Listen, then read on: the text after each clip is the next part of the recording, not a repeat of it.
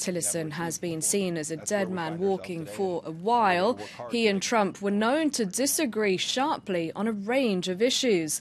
As for who's replacing Pompeo, it's Gina Haspel. She's the first woman to lead the CIA. Joining me now from Washington is David Smith from The Guardian. David, the Tillerson death watch, so to speak, has been going on for months. It wasn't that long ago that he gave a press conference to say he wasn't resigning. Now he's been fired. Why now? The White House has given at least a partial explanation for the timing, saying that they wanted a new Secretary of State in place for the very delicate and crucial talks with North Korea that we heard about last week, a potential meeting between Donald Trump and Kim Jong-un, and also the no less sensitive trade negotiations over tariffs that the president also announced last week. And I think there's a clue in those. Both of them may really have nudged Rex Tillerson towards the exit.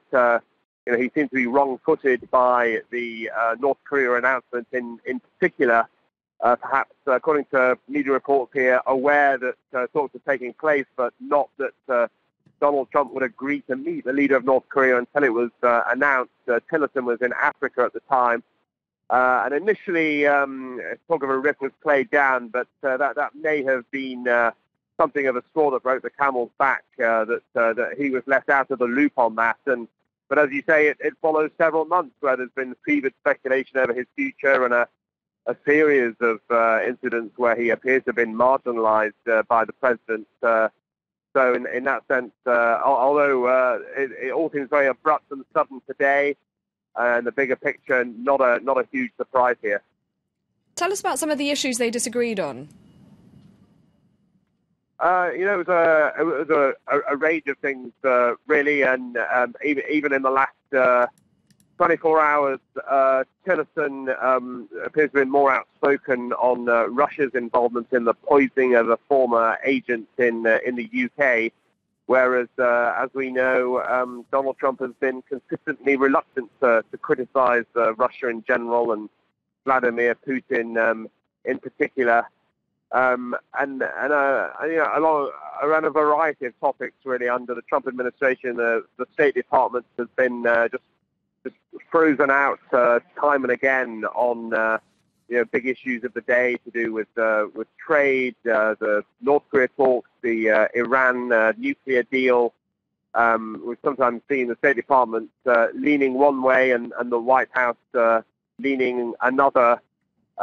Just a sense that Trump has been centralizing control, and Rex Tillerson has been, somewhat on the periphery.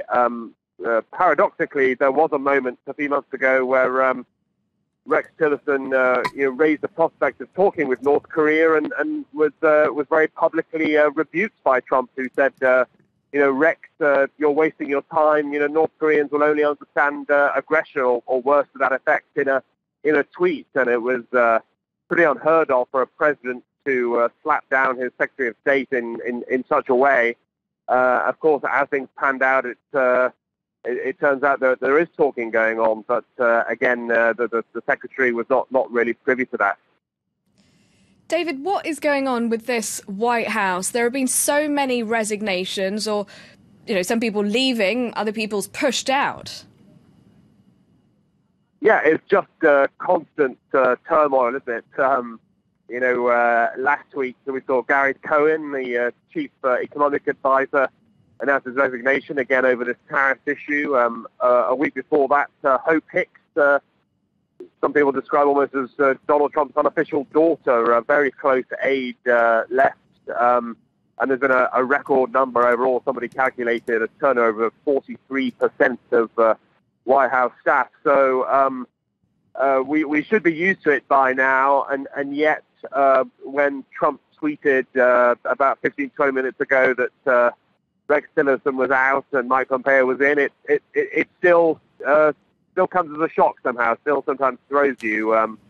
Some people would say he is running this White House like his reality TV show The Apprentice, where pretty much on a weekly basis, somebody is eliminated, and he just keeps throwing out these surprises. And he appears to be a figure who thrives on chaos. But when you're talking about a job as sensitive as Secretary of State, this is America's top diplomat.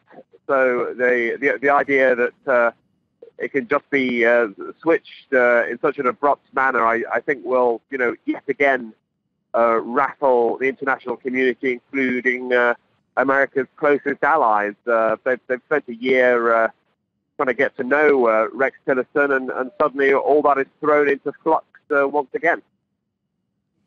All right, thank you very much indeed for that update from Washington. That was David Smith from The Guardian.